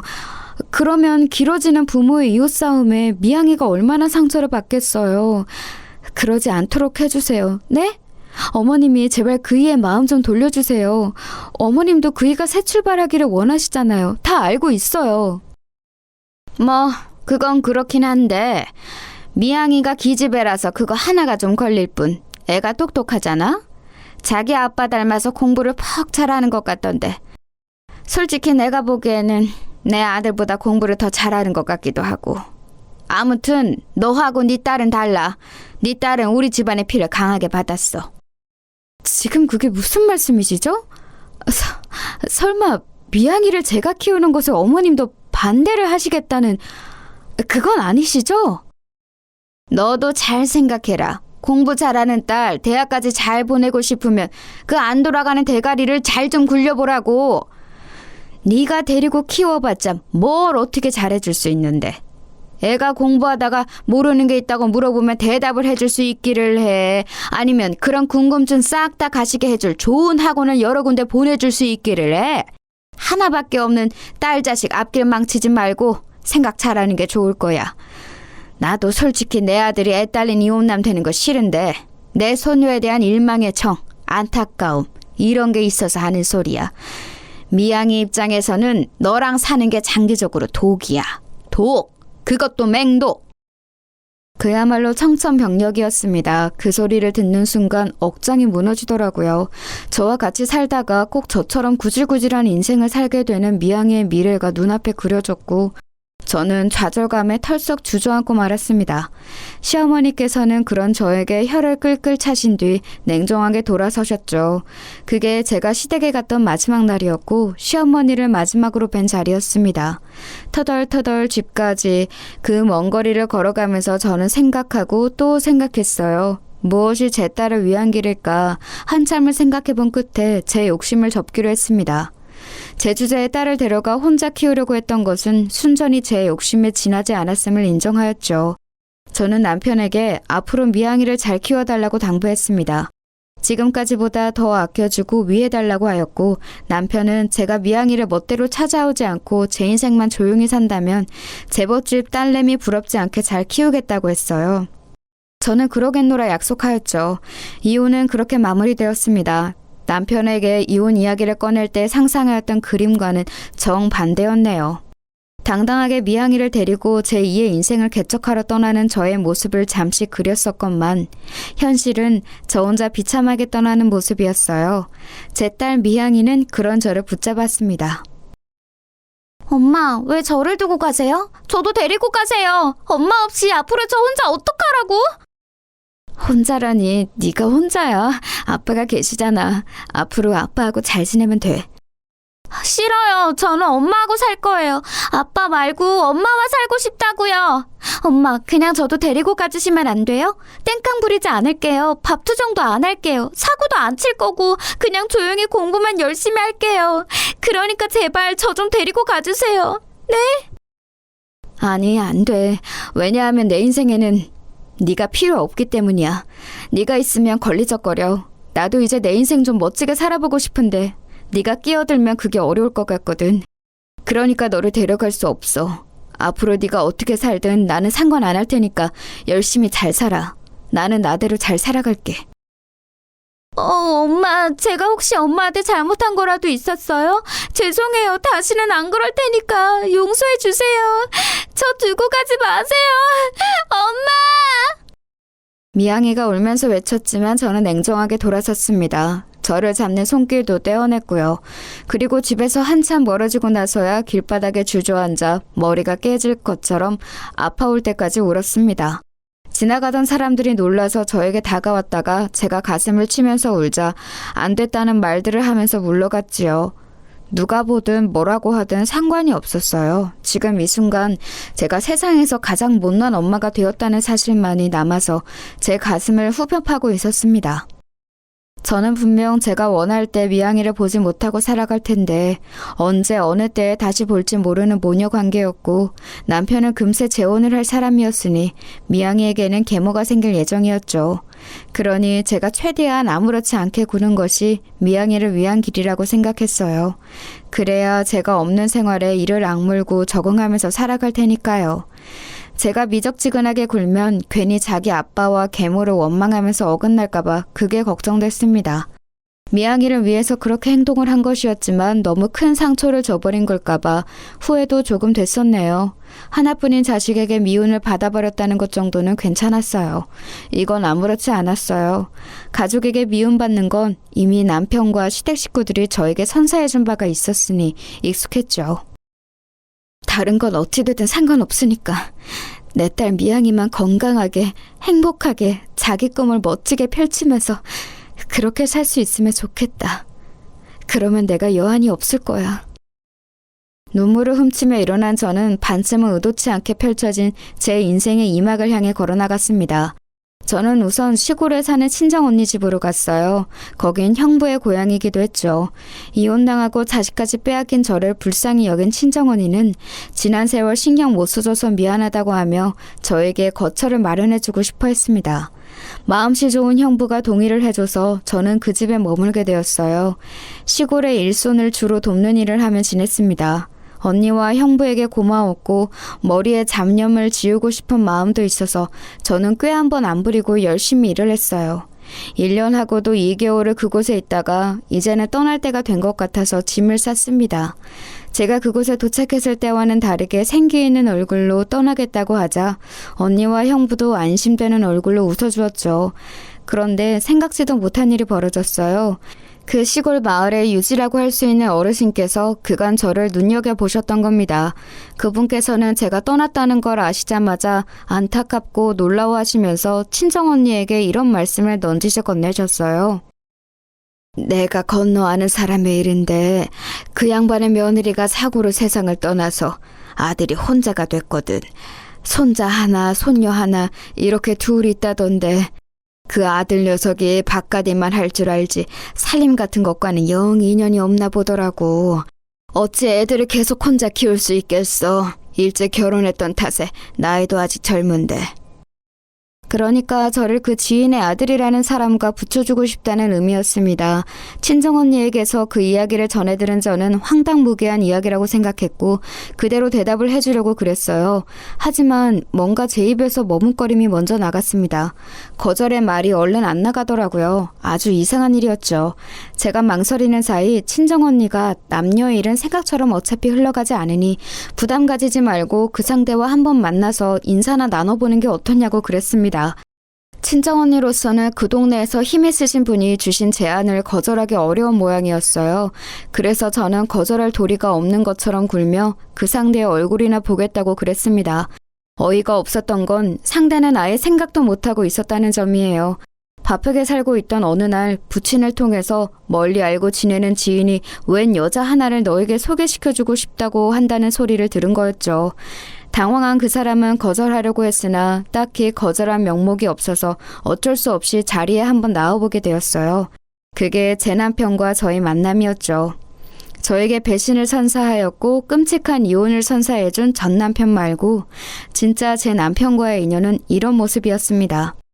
남편과는 처음부터 대화가 잘 통했던 것 같아요. 일 때문에 늘 바쁜 사람인지라 느긋한 맛은 없었지만 사람이 꽤 진솔한 매력이 있었어요. 말을 허투루 하지 않았죠. 결혼하고 5년 뒤에 모친상을 당했던 남편이었는데 배우자마자 떠나보내게 되자 마음이 침울하게 가라앉은 상태로 살고 있었습니다. 그러나 자식들 앞에서 나약한 모습을 보일 수 없어서 강인한 척 연기를 하고 있었죠. 남편이 약해진 자기 마음을 내어보일 자리가 되어주고 싶었어요. 왠지 보듬어주고 싶더라고요. 그리고 남편은 저를 보면서 버팀목이 되어주고 싶다는 생각을 했다고 합니다. 서로가 잘 맞았던 거예요. 남편에게는 아들과 딸이 하나씩 있었기에 재혼을 하면서 저는 그 아이들의 엄마가 되었습니다. 당시에 아들이 중3, 딸이 중2였습니다. 한창 예민한 중학생 사춘기 시기였죠. 갑자기 하루아침에 등장한 계모의 존재를 쉽게 받아들여 줄 것 같지는 않았어요. 그래서 애초에 큰 기대를 내려놓았으나 상상 이상으로 아이들은 거칠었습니다. 남편의 앞에서는 어느 정도 저를 대우해 주었으나 남편이 없는 자리에서는 숨겨진 발톱을 드러냈었죠. 아들이 저를 비꼬면 옆에서 딸은 맞장구를 치다 못해 한수를 더 떴습니다. 아줌마, 우리 집 재산 노리고 아빠하고 재혼하신 거죠? 그런데 이걸 어쩌나? 생각만큼 우리 집에 그렇게 잘 살지는 않은데. 이거 완전히 개고생만 하다가 허탕치시겠는데요? 아줌마네 집은 엄청 못 살죠. 척이면 척이지. 식당에서 초라하게 열고 말았던 그 재혼식, 그것도 웃겼는데 아줌마네 가족들은 더 웃겼어요. 저는 중학교 애들이 이렇게 말을 악랄하게 하는 줄을 그때 처음 알았어요. 다 큰 성인들이 작정하고 남에게 상처를 주는 것에 비견될 정도로 대단하더군요. 다만 아직 미성년자 학생인 만큼 치기 어린 마음만 앞설 줄 알았어요. 그러니까 자기가 정확히 어떤 말을 하고 있는지 알지 못한 채 그저 되는 대로 떠드는 모습들이었습니다. 처음에는 애들의 거센 말투에 놀랐고 상처도 받았는데 시간이 지나면서 그런 모습들이 파악이 되니까 저도 나름의 여유가 생겼던 것 같아요. 남편이 걱정을 할까봐 굳이 그런 것들을 다 알리지 않았던 게 초반의 이유였다면 적응을 마치고 나자 제 선에서 애들을 상대하고 싶다는 생각이 들어서 남편에게 이런 것들을 다 말하지 않았습니다. 마음껏 비웃고 저를 조롱하는데도 제가 의연하게 웃어 보이자 애들은 점차 주춤대기 시작했어요. 표정들을 보면 이게 아닌데 하는 생각들이 느껴졌죠. 제가 자기들의 말과 행동에 상처를 받고 겁을 집어먹기를 원하는 애들이었습니다. 명색의 어른인데 그 장단에 쉬이 맞춰줄 수는 없었네요. 하고 싶은 말은 다 했어? 그러면 이제 밥 먹어. 그러다가 국이 다 식겠다. 너희들이 좋아하는 감자 계란국 지난번보다 맛있게 해보려고 노력을 하기는 했는데 맛이 어때? 저번에는 건더기가 너무 자잘해서 별로였다고 했지? 오늘은 어때? 뭐야, 아무렇지 않은 척 하시면서 괜히 이런 틈을 타서 저희한테 친한 척 하지 마세요. 저희는 아줌마하고 친해지고 싶지 않으니까요. 그치, 오빠? 맞아요. 아줌마는 저희 남매와 친해지면 이득이겠지만 저희는 그렇지가 않거든요. 남일 좋은 일은 시켜주고 싶지가 않아요. 아줌마는 저희하고 피 한 방울 안 섞인 남이잖아요? 아, 그래? 알았어. 국이나 맛있게 먹고 밥이나 안 남기고 먹어준다면 좋겠다. 나는 너희에게 따로 바라는 건 없어. 그냥 잘 먹고 잘 자고 건강하게 자라주면 돼. 둘이 눈에 도끼를 품고 저에게 말을 쏘아댔지만 저는 차분하게 반응할 뿐이었죠. 그러자 애들은 약이 오른 듯하면서도 저에게 더 공격할 거리를 찾지 못해서 입을 다물었습니다. 남편이 저에게 애들하고 친하게 지내라는 주문을 한 적은 없었어요. 그런 종류의 이야기를 대놓고 할 사람이 아니었죠. 하지만 저는 너무나도 당연하다면 당연하게 남편이 자기 자식들과 제가 잘 지내기를 바란다는 것을 눈치채고 있었습니다. 일을 마치고 집으로 돌아온 남편에게 애들 일과를 이야기해주면 안 그런 척하면서도 무척 반색을 했으니까요. 애들이 비록 드센 편이었고 저에게 함부로 말을 하긴 했으나 자기 아빠 앞에서라도 저에게 고분고분한 척을 해주니 그것만으로도 우선은 감지덕지네였네요. 저는 애들이 무섭지 않았으니 시간이 약이라는 말처럼 계속 살다 보면 가까워질 거라고 여겼습니다. 무탈한 나날이 이어질 거라고 믿었던 때에 딸이 사고를 치고 말았습니다. 고등학생이 된 딸은 생각만큼 성적이 따라와 주지는 않았는데 마음은 조급하니까 공부를 잘하는 같은 반 친구가 미웠던 모양이에요. 그 친구가 과목별로 요점 정리를 해놓은 공책을 딸이 훔쳤습니다. 그랬다가 딱 걸렸는데 문제는 그때가 처음이 아니었던 것이었죠. 이미 지난 몇 달간 그 친구의 공책, 문제집, 필기구 등을 훔쳐다가 자기가 몰래 쓰거나 내다 버려왔던 거예요. 그런 전말까지 밝혀지자 선생님께서는 학부모를 호출하셨고 제가 학교에 갔습니다. 선생님께 사과를 드리고 재발 방지를 약속하는 그런 과정만 머릿속에 그리고 간 저는 당황하고 말았어요. 피해 학생의 양친이 학교에 와 계셨습니다. 그리고 딸은 분한 얼굴로 입술을 꾹 다물고 눈물만 뚝뚝 흘리고 있었어요. 그런 쪽에 문외 아닌 제가 보기에도 비싼 명품인 것들을 몸에 두르신 피해 학생의 모친께서는 딸에게 삿대질을 하시며 앞길을 망쳐놓겠다고 하셨습니다. 너같이 싹수 노란 애는 커서도 똑같겠지. 갱생이라는 게 안 될 거야. 학교 측에서 교칙 따져가며 내리는 징계? 눈물 어린 사과? 그딴 거 다 필요 없어. 나는 네가 대학을 가든 취업을 하든 결혼을 하든 그때마다 네가 도둑년이라는 걸 널리 알릴 테니까 어디에서 무엇을 하든 얼굴을 못 들게 다니게 해줄게. 감히 내 딸의 학업을 그따위로 방해해놓고도 두 다리 뻗고 잘 생각을 했다면 너는 크게 착각한 거란다. 이 천하의 몹쓸 도둑년아. 너 같은 쓰레기 종자를 낳고 키운 부모 면상이 참 궁금하다. 듣는 것만으로도 심장이 아려오는 모진 소리였습니다. 억장이 무너진 채로 그곳에 다가간 제가 피해 학생의 양친을 향해 정중하게 인사를 드렸습니다. 조용한 목소리로 제가 엄마입니다 라고 하자 그 두 분도 움찔하셨지만 제 뒤에선 딸이 흠칫하는 게 느껴졌어요.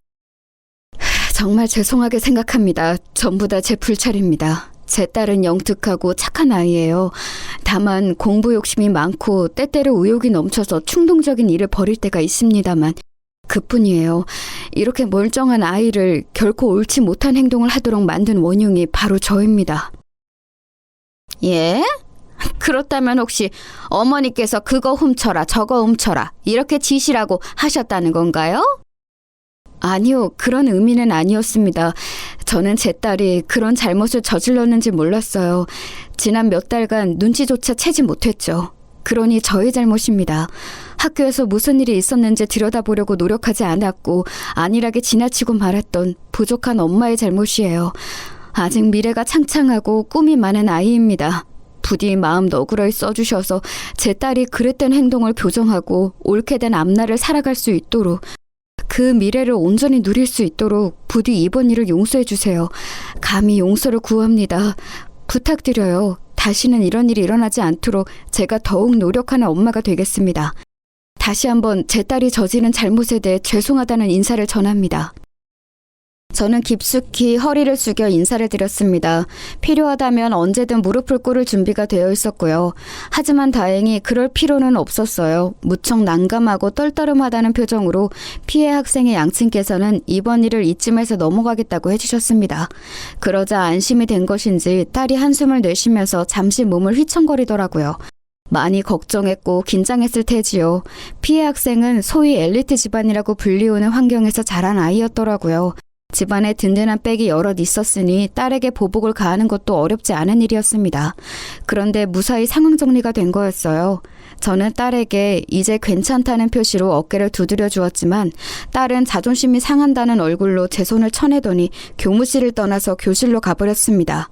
그리고 남겨진 저에게 피해 학생의 모친께서 슬그머니 다가오시더니 이런 말씀을 남기셨어요. 제가 전에 친엄마가 돌아가셨다는 것 같던데 그럼 어머니께서는 새엄마이신 거죠? 조심하세요. 오시기 전에 무슨 일이 있었던 줄 아시나요? 저희한테 돈 많다고 떵떵거리지 마라. 어차피 목숨은 똑같이 한 개다. 이런 소리를 했습니다. 아휴, 저는 그게 왠지 섬뜩하게 들리더라고요. 저는 그냥 맞장구를 치듯이 네 하고 말았지만 왠지 그 문장을 곱씹어보자 조금 무섭게 느껴지기도 했습니다. 하지만 깊이 생각하면 저에게 득이 될 게 없을 것 같아서 그러지는 않았네요. 딸을 도와주었던 그 사건 이후 남편이 저에게 보내는 신뢰는 더욱 깊어졌고 딸은 더 이상 제 면전이 되고 조롱하며 비꼬는 행위를 하지 않았습니다. 오만방자한 그 태도는 여전했지만요. 수험생 신분을 방패 삼아서 왕노릇을 하였던 아들은 수능을 코앞에 두고서는 더욱 예민하게 굴었어요. 아줌마, 호박 좀 먹고 싶어서 해달라니까 지금 이게 뭐예요? 장난하세요? 일부러 저 엿먹이려고 이러시는 거죠? 호박 중에 팥이 왜 이렇게 많아? 이 콩들은 또 뭐고? 건강 생각해서 넣어봤는데 마음에 안 드니? 입맛에 안 맞아? 그 콩은 두뇌에 좋다고 유명한 거라서 공부하는 데 도움될까봐 일부러 구에다가 넣어본 건데 맛이 별로면 건더기는 빼고 먹어. 생각해서 넣는다고 넣은 건데 내가 괜히 그런 것 같다. 미안해.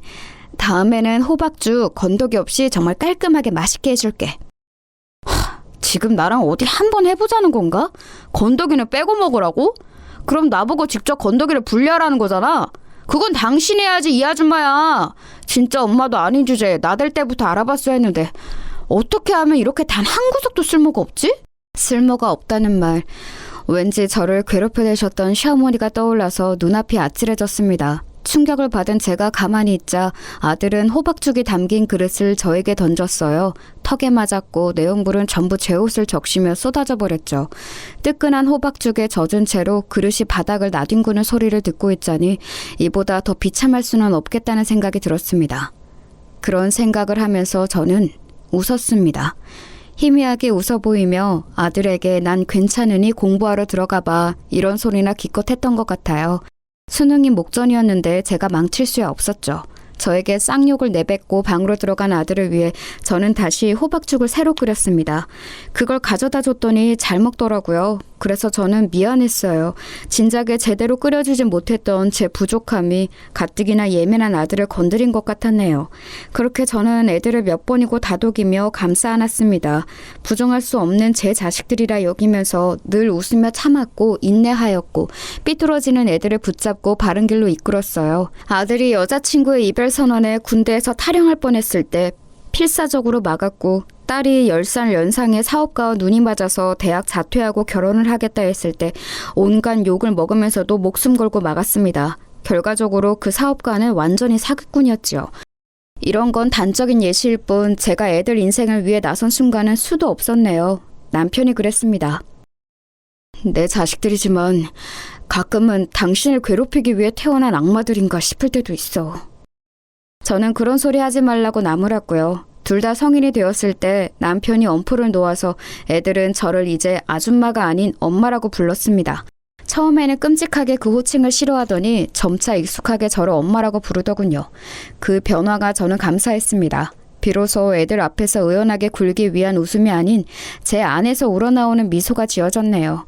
자식 키우는 보람이 이런 것이구나, 이런 감상이 드는 순간이면 저는 어김없이 제 딸이 생각났습니다. 제가 배 아파서 낳은 친딸 미양이 말이에요. 남편은 당연히 미양이의 존재를 알았지만 애들은 몰랐습니다. 함께 지내다가 자연스레 밝히는 게 원래 계획이었는데 제가 애들을 직접 겪어보니까 아무래도 알렸다가는 역효과만 날 것 같았어요. 밝히는 순간부터 제 친딸 미양이를 들먹일 게 틀림없었죠. 그래서 꽁꽁 감춰두고 산 제 딸 미양이를 저는 먼 발치에서만 3번 보았습니다. 첫 번째는 미양이가 저를 찾아왔던 때였어요. 저는 그날따라 애들과 집 근처 새로 생긴 돼지갈비 가게에서 외식을 하고 집으로 걸어오던 길이었어요. 그런데 집 근처로 왔을 때 누가 저희 쪽을 빼꼼 쳐다보고 있었습니다. 목도리로 얼굴을 가리고요. 제가 그쪽을 보자 얼른 후다닥 도망을 가더군요. 그리고 이튿날 제가 깨달았던 거예요. 그 목도리 제가 옛날에 하고 다녔던 것이라는 사실을요. 그 사람은 바로 제 딸 미양이가 분명했습니다. 어떻게 주소를 알았는지 저를 용케 찾아온 미양이가 저도 너무 보고 싶어서 전 남편을 찾아갔어요. 그랬더니 전 남편과 재혼한 여자가 같이 있더군요. 둘 사이에서 태어난 어린 아들도 있었고요. 미양이, 우리나라 최고의 명문대 들어가서 지금 잘 지내고 있으니까 신경 끄고 네 인생이나 살아. 너를 찾아간 거 그게 뭐 어때서? 낳아준 친엄마니까 한 번쯤은 그냥 궁금했겠지. 그게 다야. 괜히 의미 부여하지 마. 그런데 언뜻 봐도 왜 이 집에 미양이 흔적이 없어? 대학 다니느라 자취하기 때문이라고 보기에는 아예 아무 흔적도 없는데? 내 눈은 못 속여. 미양이 지금 어디서 지내는 거야? 내 딸 만나게 해줘. 저는 눈이 뒤집혀서 전 남편에게 달려들었고 그러자 재혼한 여자가 저를 거칠게 떼어냈습니다. 저보고 구질구질하게 굴지 말고 꺼지라고 하더니 제 머리채를 잡고 현관 밖으로 끌어냈어요. 엉덩방아를 찧은 저에게 발길질까지 하려고 해서 저는 그걸 피하려다가 계단 아래로 굴렀습니다. 전 남편이 깜짝 놀라서 저에게 달려오려고 하다가 멈칫하고는 헛기침을 하더군요. 야, 너 우리 엄마 손에 죽고 싶은 거 아니라면 그냥 곱게 가라. 그게 네 신상의 이로운 길이야. 미양이는 제발 찾지 말고. 네가 없었기 때문에 잘 자라는 아이야. 저는 눈물을 훔치며 절뚝이는 다리로 집에 돌아왔어요. 제가 절뚝거리는 걸 보고도 TV를 보고 있던 아들은 하품을 크게 하며 부침개 해달라고 하였고 방에서 나온 딸은 내 큐빅 귀걸이 한 짝 못 봤냐고 물었습니다. 그게 다였어요.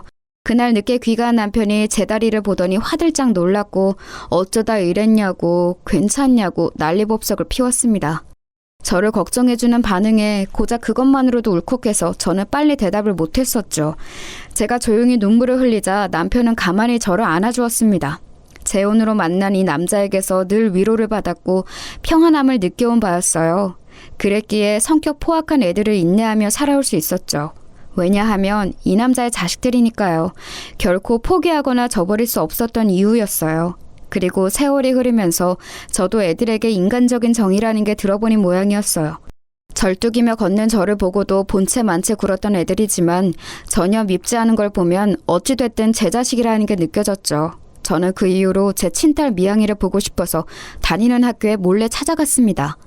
먼말치에서 미양이가 벤치에 앉아 음료수를 먹으며 책을 읽는 모습을 아주 한참이나 지켜보았어요. 미양이가 자리를 뜰 때까지 말이죠. 몇 달 뒤에는 도서관 앞 계단에서 친구와 이야기를 나누는 모습을 지켜봤고요. 학교는 드넓었고 제가 미양이가 듣는 강의를 아는 것도 아니었기에 무작정 찾아가는 도박을 한 것 치고는 그래도 흐뭇한 성과였네요. 미양이가 졸업한 이후로는 보러 갈 수가 없었고요. 결혼을 하게 된다면 그때는 왠지 저에게 연락이 올 것 같은데 과연 어떻게 반응을 해줘야 할지 저는 벌써부터 그런 고민을 하고 있었습니다. 그리고 예고 없는 비극이 저를 찾아왔어요. 고향 친구들과 오래간만에 만나서 낚시를 갔던 남편이 싸늘한 죽음이 되어 제 곁으로 돌아왔습니다. 물에 빠진 학생을 발견하자 구하려고 뛰어들었다가 그렇게 되었어요. 그 학생은 살았으나 남편은 영원히 잠들고 말았습니다. 저는 차갑게 식은 남편을 붙잡고 세상이 떠나갈 듯 울었습니다. 도대체 왜 이런 비극이 일어나야만 했는지 이해할 수 없었고 이해하고 싶지도 않았어요. 극심한 충격으로 저는 며칠간 말도 하지 못했습니다. 실어증을 잠시 앓은 거였죠. 그만큼 절망에 빠져있던 제 눈에 애들이 들어왔어요. 다 큰 어른이 되었지만 여전히 정신적으로 제 눈에는 미성숙해 보이는 애들. 어렸을 때 엄마를 잃었고 다 크고 나서는 아빠까지 잃게 된 애들. 그 애들은 제 자식들이었습니다. 제가 애들을 위해서라도 무력하게 주저앉아 있을 수는 없다는 생각이 들었어요. 크게 낙심해서 우울해져 있는 애들을 다독이기 시작했습니다. 하늘나라로 먼저 여행 간 아빠 보시기에 부끄럽지 않은 인생들을 살았으면 좋겠다며 그런 격려와 응원의 말을 끊임없이 해주었죠. 애들은 점차 기운을 차렸고 각자 취업도 했으며 결혼을 전제로 하는 진지한 연애들도 시작했습니다. 남편이 떠난 이후에 진작에 내놓았던 집은 급한 게 아니었으므로 가격을 낮추지 않았는데 꽤 오래 걸려서 매매가 되었어요. 집을 판 돈은 애들에게 공평히 반반씩 나누어 주었습니다. 둘 다 나가서 살고 있었기 때문에 생활하는 것에도 아주 큰 도움이 될 돈이었죠. 미래를 계획하기에도 안성맞춤이었고요. 다만 저에게 애들이 지나가는 말로나마 저는 제 몫을 챙기지 않아도 되냐고 물어보지 않는 게 살짝 서운했네요. 시간이 지나자 제가 먼저 연락하지 않으면 연락을 하지 않는 애들의 태도에도 왠지 섭섭함을 느꼈고요. 그러던 어느 날 저는 아주 오랜만에 건강검진을 받아보았다가 제가 암에 걸렸다는 사실을 알게 됐습니다. 그것도 말기였어요. 몸이 안 좋다고는 생각했었지만 암과 연결 지어볼 생각은 한 적이 없었기에 하늘이 무너지는 듯 했습니다. 저는 당연히 곧장 애들에게 연락을 했어요. 병원에 있다고 아주 중요하게 할 이야기 있으니 꼭 와달라고 그랬습니다. 내가 암에 걸렸대. 그리고 지금 상태가 말기라서 마음의 준비를 하고 있어야 할 것 같대. 나는 아직 너희 아빠를 따라갈 준비가 안 됐는데 나 어쩜 좋으니? 네? 암 말기라고요? 그럼 돌아가시겠네요? 저 지금 여자친구하고 결혼 얘기를 하던 중이었는데 결혼식 날짜를 신중하게 한번 생각해봐야겠어요. 아예 나중으로 잡는 것도 나쁘지 않겠네요. 하실 말씀 다 하셨으면 저는 바빠서 먼저 가볼게요. 아들이 죄송하다는 표정을 지어 보이고 병실을 빠져나갔습니다. 순식간에 벌어진 상황에 저는 넋을 잃고 말았어요. 대체 이런 반응이 정상적인 것인가 가능은 한 것인가 싶어서 믿어지지 않았습니다. 이런 제 감상에 동의를 구하며 저는 딸을 쳐다봤는데 그러자 딸이 한숨을 내쉬더군요. 짜증나. 왜 암에 걸리셔서 사람을 귀찮게 만드세요? 이런 얘기 듣고 가만히 있으면 나쁜 년 되는 것 같아서 짜증난다고요. 너는 지금 네 기분과 네 입장이 더 중요해? 어떻게 그럴 수가 있어? 사람이라면 이래서는 안 되지. 훈계하면서 슬슬 감명시키려고 밑바까시는 거죠? 안 통해요. 저도 오빠처럼 많이 바빠서요. 죄송하지만 임종 때나 올게요. 1시간 안에 돌아가실 것 같을 때만 부르세요. 어차피 아빠 돌아가셔서 재산 정리도 끝난 마당에 무슨 볼일이 있다고. 참나. 딸이 투덜대며 병실을 나갔고 저는 지난 세월을 곱씹어봤습니다. 제가 뭘 그렇게 잘못했나 싶어서요. 그런데 가슴에 손을 얹고 생각을 해봐도 저는 애들에게 잘못한 게 없었습니다. 살찐 성인의 자세로 살아온 게 잘못이라면 잘못이었지요. 제 가슴에 피멍이 들고 눈에는 피눈물이 흐르던 그때였어요. 병실 문이 열리고 들어온 사람은 제 친딸 미양이었습니다. 엄마? 저 이제는 알아요. 옛날 그때 엄마가 왜 저를 두고 가셨는지, 왜 그렇게 말씀을 하실 수밖에 없었는지. 저를 보러 오셨다가 사기꾼 그 여자한테 수모를 당하셨다는 것도 이제는 다 알고 있어요. 아빠가 얘기해 주셨어요. 미양이가 울면서 제 품에 안겼습니다. 다 큰 제 딸. 그러나 여전히 저에게는 아이 같은 미양이를 저도 아주 오랜만에 안아보았고 한참을 울었어요. 그리고 이야기를 들었습니다. 놀랍게도 제가 미양이를 보러 전 남편에게 찾아갔다가 계단을 굴렀던 그날 전 시어머니셨던 그분이 저처럼 똑같이 계단을 구르셨다네요. 다른 점이라면 저는 가볍게 구른 것이었고 그분은 뇌를 다쳐서 그 이후로 병원 생활을 수개월 이어가시다가 돌아가셨대요.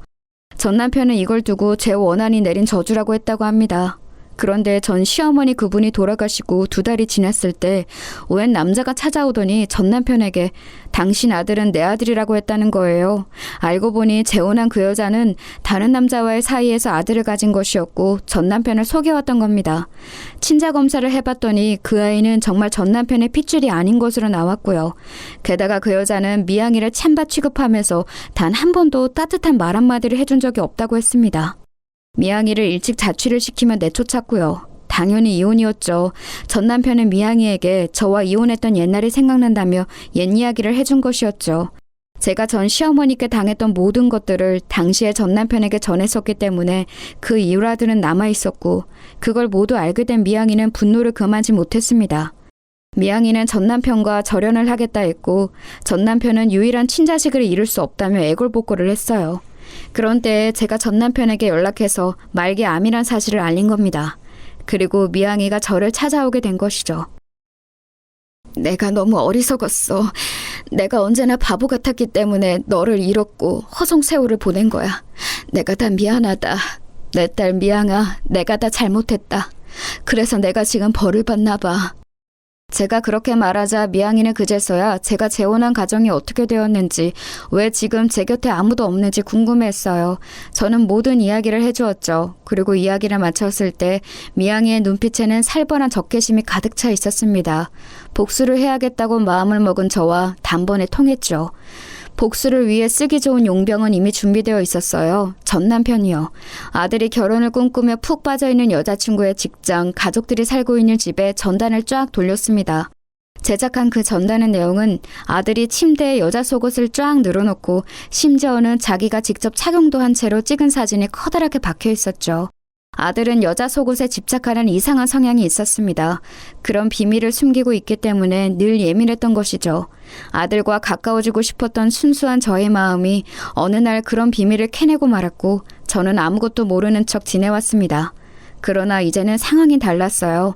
아들의 자취방과 노트북의 비밀번호를 알고 있었으므로 그곳에 잠든 은밀한 사진들을 빼왔습니다. 그 전단은 아들의 직장에도 퍼졌고 그걸로 끝이 아니었어요.